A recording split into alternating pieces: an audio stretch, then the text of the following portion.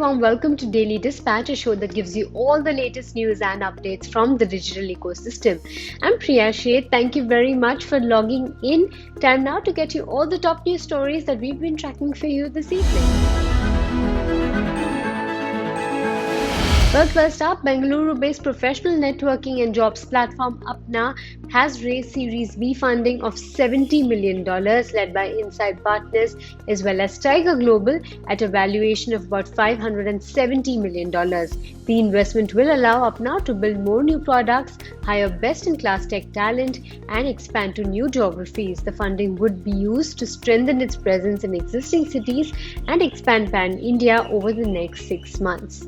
Moving on to the second headline of the day, FamPay has raised about $38 million in a Series A round led by Elevation Capital as well as Sequoia Capital India. The funds from this round will be used to build its leadership team, fuel further growth, which includes capturing more users via marketing efforts and launching new features on the platform.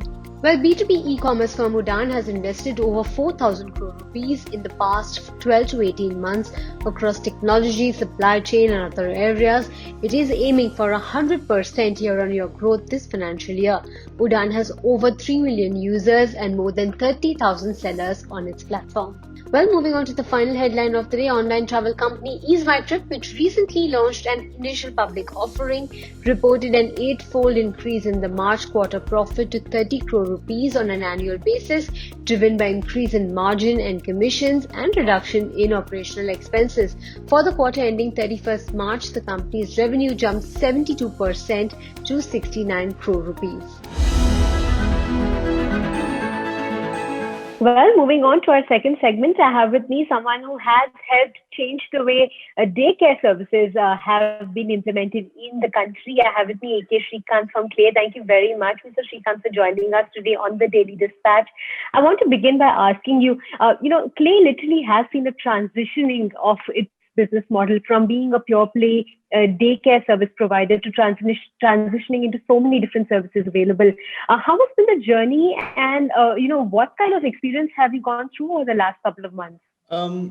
Yes, we were what you would call an integrated daycare preschool player prior to the pandemic, and the only way we knew of delivering our education to children was through our physical school premises. Little did we imagine, like the rest of the world, that we'd be, going through this situation and for this long.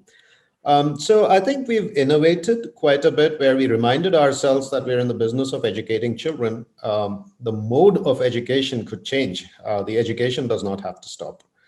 So instead of children coming to our school, we started beaming content to their homes. We started sending teachers and caregivers to their homes. We've recently launched are on the process of launching an activity box come preschool in a box, which again brings education to home. So I think what we've done is innovated to make sure that the pandemic can stop schools, but the pandemic cannot stop education. That is what we've been busy with over the last, I would say, year. Right, so as I understand at this point in time, you still have the daycare, the physical centers, with you at this point.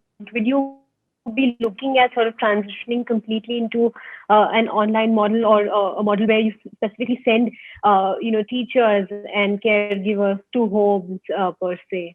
No, I think we will have the physical model going forward. Once schools open, we plan on opening all our schools back.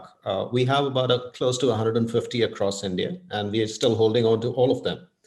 What I think will happen is in the interim of once schools open, there would be a phase where we'd see a hybrid model.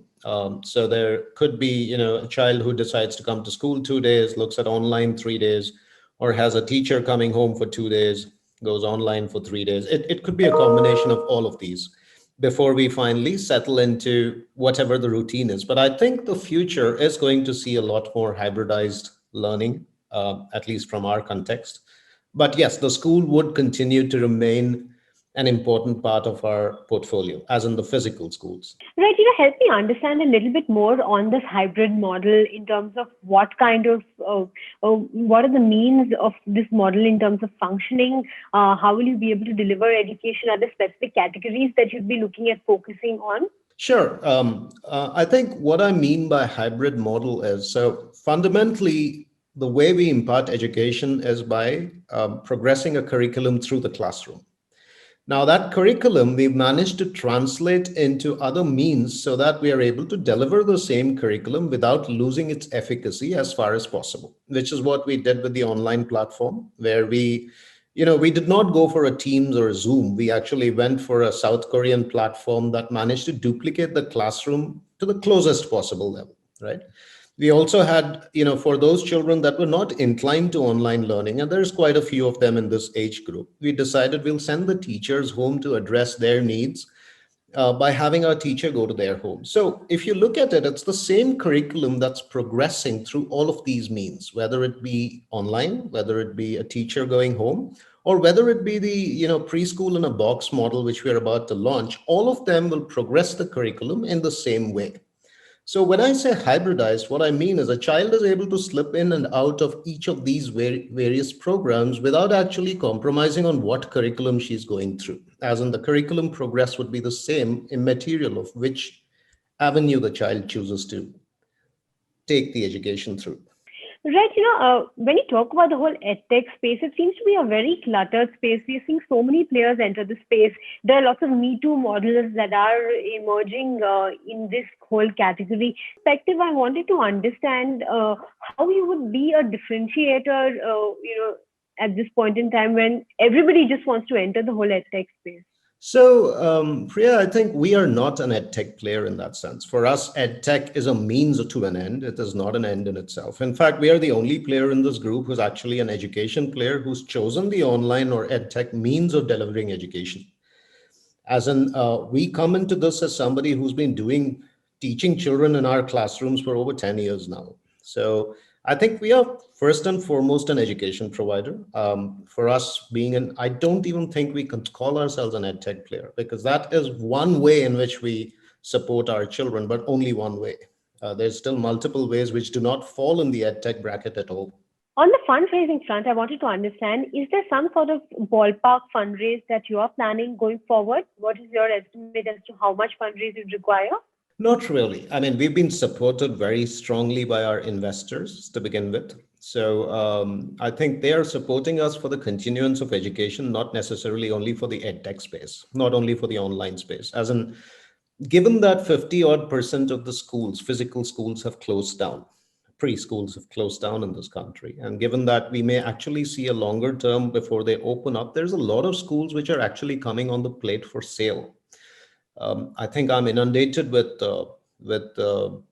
mails from such prospective schools every day, and we are looking at, can we possibly find an allegiance, take over those schools? So I think the funding we are getting is for the whole scope of things. It's not just for the edtech piece. I think we're looking at funding to support the whole holistic system. How much are you looking at raising in the near term? Is there a ballpark out there? Yes, I think we're talking about close to 100 to 120 million USD.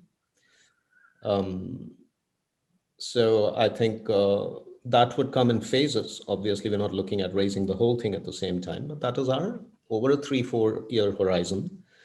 We would be looking at raising something like that. Right. And in the immediate futures, within 2021, is there an immediate target in terms of how much funds that you would require at this point? We've already been funded this year. Our investors have already invested 300 million INR into us at the beginning of the year.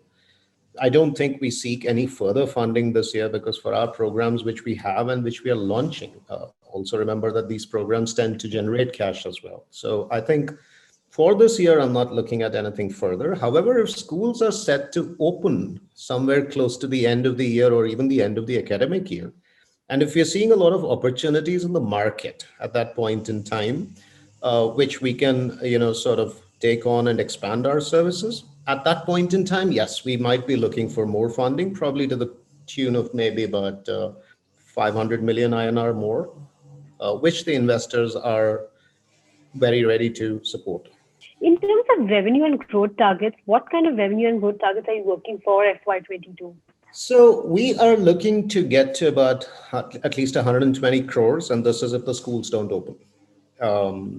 I think we are looking at this purely from the means of whatever we've started in the last 1 year.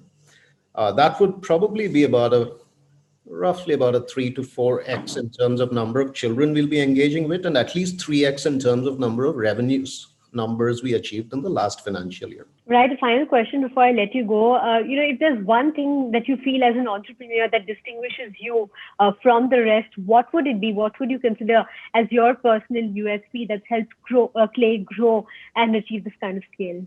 Yes, I think the one thing that's held us in very good stead has been innovating. And I don't just mean innovation in the sense of putting some online class together or putting some piece together so that children stay engaged. I think the idea is, how do you keep them as engaged as they were in the classroom? And if that means physical touch points, that means a health and safety system to support it.